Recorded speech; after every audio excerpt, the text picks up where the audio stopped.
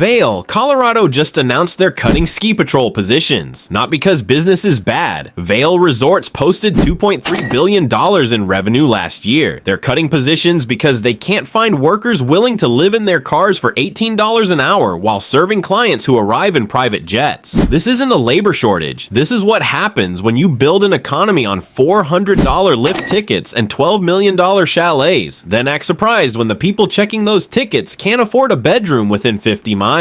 We're about to tour 7 mountain resort towns that turned their workers into a commuter underclass, then acted shocked when restaurants started closing, ski lifts sat idle, and the entire economic model began eating itself. These aren't struggling rural towns. These are some of the wealthiest zip codes in America. Towns where billionaires park their money in fourth homes they visit twice a year, while the ski instructor who teaches their kids sleeps in a van in a Walmart parking lot an hour away. From Park City's billionaire squeeze to Vail's corporate self-cannibalization, we're documenting what happens when resort towns prioritize property values over the people who actually make the resorts function. Each town represents a different stage of the same death spiral. The moment when exclusive mountain paradise becomes luxury ghost town with catering. Hit that like button if you've ever wondered who actually lives in these places. Drop a comment with the most expensive resort town you've encountered, and subscribe because we're pulling back the curtain on America's playground for the rich economic collapse. Which of these 7 towns has the most workers living in RVS? Stick around for number 1. The answer will make you reconsider what success actually means.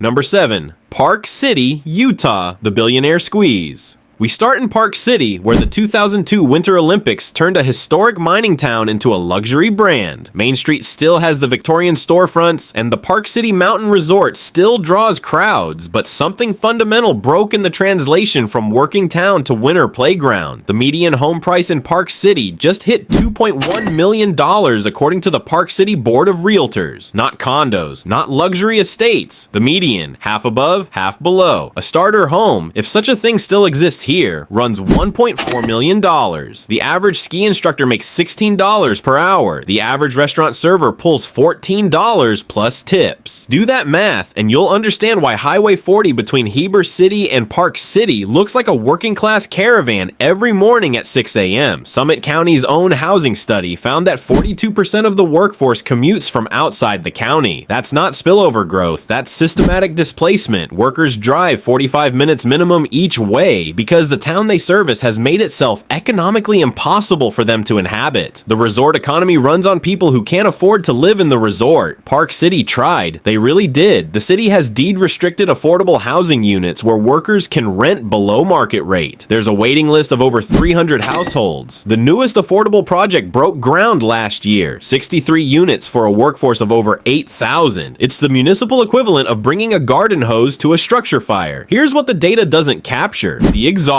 Workers pulling double shifts, driving an hour each way in winter conditions, trying to serve clients who spent more on their ski in sky out condo for the weekend than the worker will earn all season. One local restaurant manager told us off the record, "We're not competing with other restaurants for staff anymore. We're competing with the question of whether the commute is worth it at all." Where Park City represents the early stage of the crisis. It's expensive, it's strained, but it's still functioning. Restaurants are still open. Lifts are still running. The workers haven't given up yet. They've just accepted a reality where serving the wealthy means you can't afford to live near them. Ever commuted more than an hour each way to serve people who could buy your house with pocket change? Drop a comment. From here, it gets worse.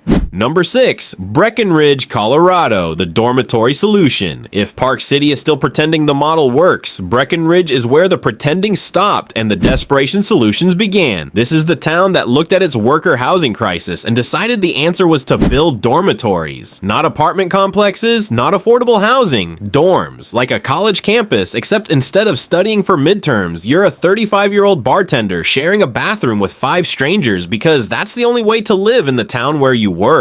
The median home price in Breckenridge is $1.65 million, according to Summit County property records. Zillow shows the median rent for a 1-bedroom at $2,800 per month. The average Lyft operator makes $15.50 per hour. The average housekeeper at the resort hotels pulls $16. Even if you worked full-time year-round, which most seasonal jobs aren't, that rent consumes 70% of your gross income, and that's assuming you can find a rental that isn't a short-term Airbnb. So the town built the Blue River Plaza workforce housing, essentially apartment-style dorms where workers can rent a room, share common spaces, and pay below-market rates that are still 40% of their income. It houses 89 people. The workforce is over 6,000. Breck's own community survey found that nearly 60% of workers live outside the town limits, with many commuting from as far as Denver or Colorado Springs, over 2 hours each way in winter. The desperation solutions are everywhere once you look. Vans in parking lots, workers renting couches, multi-generational households where 3 families share a 2-bedroom. The town passed an ordinance limiting short-term rentals, trying to preserve housing stock for workers. Property owners sued. The ordinance got watered down. The Airbnb listings kept multiplying. Picture this: January morning in Breckenridge. It's 15 degrees, snow falling, and Highway 9 is backed up with worker traffic trying to get to the mountain before the first lift opens. Inside the dorm-style housing, a ski instructor is making coffee in a shared kitchen, while her roommate, a restaurant cook she met 3 weeks ago, gets ready for the breakfast shift. Outside, a billboard advertises luxury condos starting at $3 million. The people in the billboard photos don't look like anyone who actually lives here. Breckenridge tried to engineer its way out of the problem. They built dorms, they restricted rentals, they created housing authorities and task forces. None of it scaled. None of it addressed the fundamental issue. When property becomes more valuable empty than occupied, workers become disposable. Would you live in a dorm at 35 if it meant working in the mountains? Let us know below. And if you thought dorms were the bottom of the solutions barrel, wait until you see what Jackson did. Barter 5. Jackson, Wyoming. The billionaire bunker. Jackson Hole isn't a resort town anymore. It's a tax shelter with skiing. This is where billionaires buy $15 million ranches to establish Wyoming residency and avoid state income taxes, where private jet traffic at the local airport rivals major metro areas, where the average home price just crossed $3.7 million,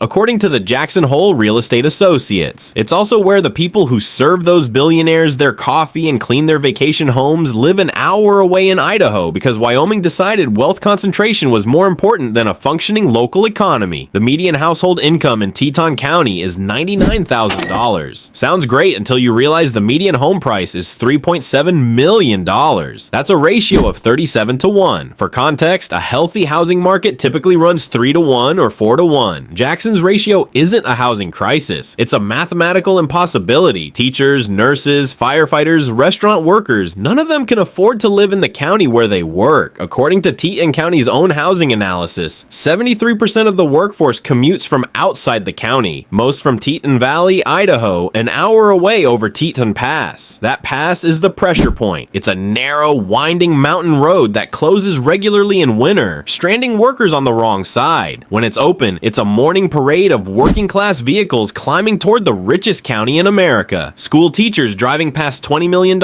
estates to reach the school where they teach the estate owner's kids. EMTs commuting an hour to staff the emergency room that serves people who could buy their house with pocket change. Jackson tried the affordable housing thing too. They have deed-restricted units. There's a lottery system. The waiting list is years long. The newest project added 200 units for a workforce of over 14,000. It's not a solution, it's a fig leaf. One local paramedic told us, "I save lives for people who wouldn't recognize me at the grocery store, assuming I could afford groceries in Jackson, which I can't, so I shop in Idaho." The wealth concentration here has become absurd enough to parody itself. There are more private jets than school buses, more art galleries than grocery stores. The Jackson Town Square, with its famous elk antler arches, is surrounded by luxury boutiques where a handbag costs more than a month's rent in Victor, Idaho. That's about $3,500, by the way, which is what workers actually pay to live near where they work. And here's the cruelest part. Jackson's model is working exactly as designed. Property values keep climbing. Luxury amenities keep expanding. The ultra-wealthy are getting everything they want. It's only the workers, the invisible labor force that makes the whole fantasy function, who are getting squeezed out. At least Park City's workers could stay in Utah. At least Breckenridge tried building dorms. Jackson just pushed the problem across state lines and called it solved. But if you think geographic segregation is bad, wait until you see what happens when geography makes escape impossible.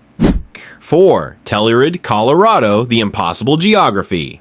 Telluride sits in a box canyon. That's not metaphor, it's geology. The town is literally surrounded on 3 sides by 13,000-foot peaks. There's one road in, one road out, and no room to expand. When the tech billionaires and private equity crowd decided Telluride was their new playground, they didn't just price out the workers, they trapped them. The median home price in Telluride proper is $3.2 million according to Telluride Association of Realtors data. In the broader San Miguel County, it's still $1.8 million. The average worker in the service industry, and let's be clear, this is a service economy, makes $35,000 to $45,000 per year. The math doesn't work. The geography makes it worse. Workers who get priced out of Park City can move to Haber. Workers squeezed out of Breckenridge can land in Frisco or Silverthorne. Workers escaping Jackson can cross into Idaho. Telluride workers who can't afford the Box Canyon have one option: Norwood, 37 miles away through mountain passes that close regularly in winter. Or they can try Placerville, population 390. That's it. The Box Canyon doesn't just contain the town, it contains the crisis. San Miguel County's Housing Authority reports that 67% of the workforce commutes from outside the immediate area. But outside the immediate area in Telluride means brutal mountain drives. The Norwood route takes an hour in good weather. In winter, it's longer, if it's passable at all. Businesses started closing not because of lack of demand. Telluride has plenty of wealthy tourists, but because they couldn't find staff willing to risk the commute for wages that don't cover rent anywhere within reasonable distance.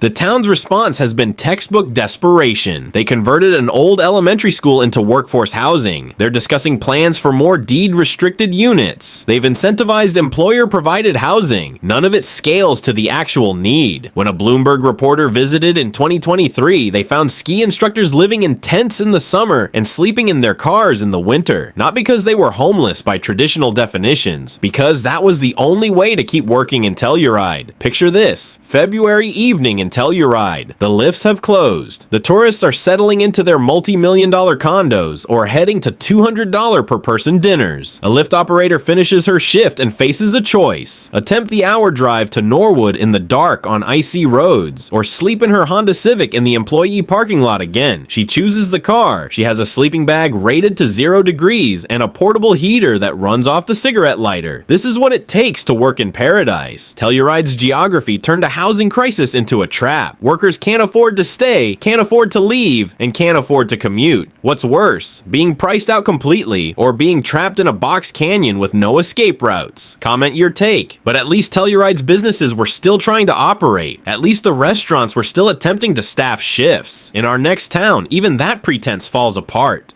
Number 3, Aspen, Colorado, the museum town. Aspen didn't just price out its workers, it priced out its doctors, its lawyers, its mid-level executives. This is a town where a public school teacher with a master's degree and 10 years of experience can't afford to rent a studio apartment on their salary, where the Aspen School District had to build teacher housing because otherwise they literally couldn't staff the schools, where the local hospital struggles to recruit nurses because even on a nurse's salary, Aspen is a financial impossibility. The median home price in Aspen is $5.2 million, according to Aspen Snowmass Sotheby's International Realty. Not the luxury market, the median. Half the homes sell for more. The median rent for a one-bedroom apartment is $3,800 per month. The median household income in Pitkin County is $89,000. That ratio is 58 to 1. At some point, these numbers stop being a housing crisis and become evidence of complete economic detachment from reality. According to Pitkin County's own workforce study, 64% of workers commute from outside the county, most from Glenwood Springs, Carbondale, or Basalt, 40 to 60 minutes away. But here's where Aspen diverges from every other town on this list. Even the professional class can't afford it. The lawyers are commuting. The accountants are commuting. The physical therapists and the dental hygienists and the insurance agents, all commuting. This isn't just a working class displacement story. This is an entire economic strata being purged. The town has tried everything. Deed-restricted housing for essential workers, income-qualified affordable units. The Aspen-Pitkin County Housing Authority manages over 3,000 restricted units. It's the most aggressive aggressive affordable housing program on this list. It's not even close to enough. The waiting list for a deed-restricted unit can run 5 years. The lottery system for new units gets hundreds of applications for every opening. Picture this. A public school teacher with a master's degree gets a letter in the mail. Congratulations, you won the lottery for affordable housing. You beat out 247 other applicants. The rent is $2,200 a month for a 600 square foot studio. That's the affordable option. That's what winning looks like in Aspen. Your teaching salary barely covers it, but at least you don't have to commute from Carbondale anymore. At least you're one of the lucky ones. Aspen has become a museum of what a town used to be. The Victorian buildings are preserved. The cultural amenities are world class. There's an art museum, a music festival, incredible restaurants. But increasingly, none of the people who make any of that function actually live there. They're all coming in from somewhere else, serving the ultra wealthy who've turned the town into a private club with a zip code. Park City's workers commute 45 minutes. Telluride's workers sleep in cars. Aspen's workers don't even exist in the traditional sense. They're a commuter ghost workforce maintaining a museum for billionaires. One longtime resident put it perfectly in an Aspen Times op-ed. We didn't lose our town to development. We lost it to wealth concentration. The buildings are still here. The people who made it a community are gone. That's what happens when you let property values become the only value that matters. You get a beautiful, cultured, completely hollow resort town where everyone is either a billionaire or commuting in to serve them. At what point does a resort town stop being a town and become a luxury theme park? Drop your answer below. And if you think Aspen represents the endpoint, you're wrong. It gets worse.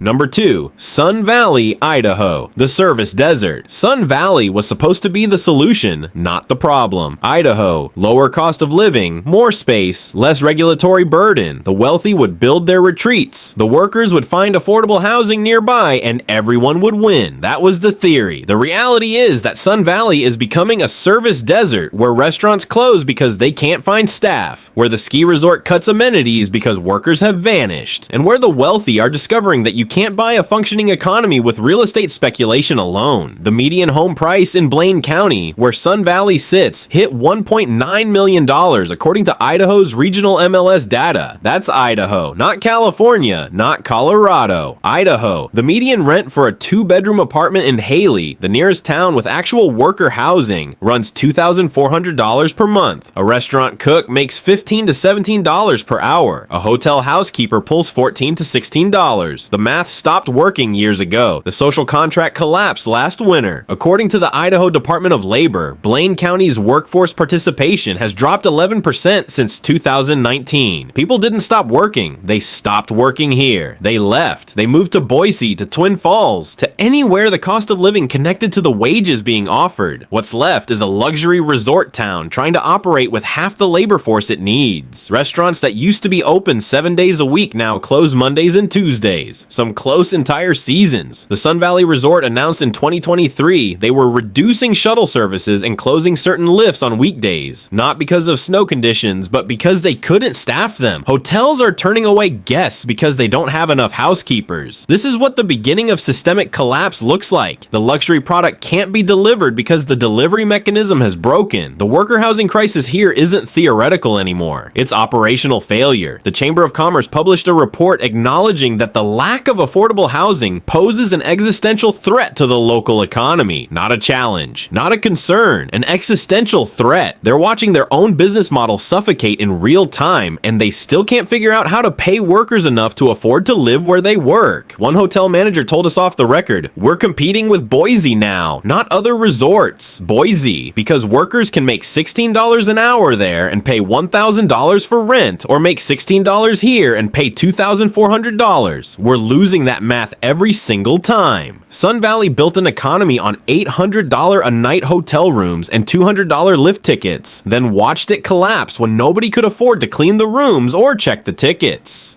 Breckenridge built dorms. Jackson pushed workers to Idaho. Telluride trapped them in box canyons. Aspen hollowed itself into a museum. Sun Valley just lost them entirely. The workers didn't get displaced. They got erased. And the luxury resort infrastructure is discovering what happens when the invisible labor force becomes literally invisible because they don't exist anymore. At least Sun Valley is still trying to operate, still trying to maintain the illusion of a functioning resort town. In our final location, even that illusion is dead. Number 1. Vail, Colorado. The corporate parasite, Vail, is where the entire model collapses under the weight of its own contradictions. This is the town owned and operated by Vail Resorts, a publicly traded corporation with a $6.7 billion market cap and an executive team that collects 8-figure compensation packages. It's the town where the ski patrol went on strike in 2022, not for better wages, but just to be able to afford to live near where they work. It's where the corporation posted record revenue while cutting worker benefits and watching its labor force dissolve. Vail didn't just price out its workers, it sacrificed them to quarterly earnings reports. The median home price in Vail is $2.8 million,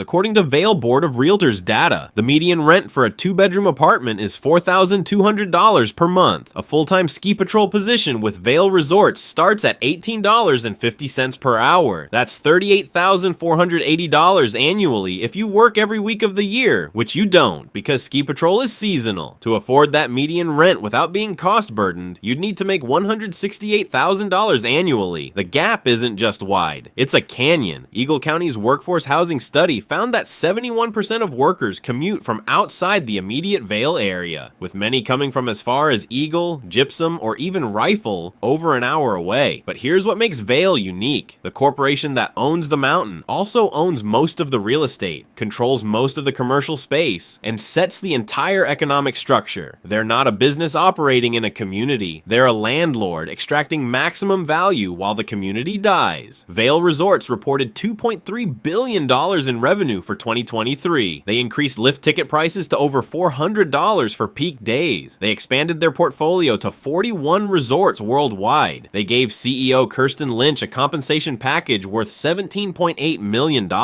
And they cut ski patrol positions because they couldn't find workers willing to accept poverty wages in a town the corporation made unaffordable. The ski patrol strike in 2022 laid it all bare. Workers weren't demanding luxury. They were asking for enough to afford housing within an hour of work, for health insurance that covered more than catastrophic injuries, for the basic dignity of not living in a van while serving clients who arrive in Gulf Streams. Vail Resorts responded with a 4% raise and a PR campaign about supporting our team members. The following season, they cut positions and reduced hours. Picture this: March morning in Vail. The mountain opens in 30 minutes. A ski patroller finishes her hour commute from Eagle, parks an employee overflow lot, and hikes to the patrol shack. She's been doing this job for 7 years. She's professionally certified in avalanche safety and emergency medicine. She makes $18.50 an hour. Yesterday, she served a family from Dallas who spent $30,000 on their week-long ski vacation. The dad asked her where she lives. She said Eagle. He'd never heard of it. That's because Eagle is where the servants live. Remember Park City's 45-minute commutes? That was the warning sign everyone ignored. This is the end game. Vail isn't cutting positions because business is bad. They're cutting positions because they built an economic model where the labor required to deliver the luxury product can't afford to exist near the product being delivered. They struck gold with the mountain, struck it again with luxury real estate speculation, and now they can't afford to keep the lights on because they priced out everyone who makes the mountain work. That's not a housing crisis. That's corporate-driven economic suicide.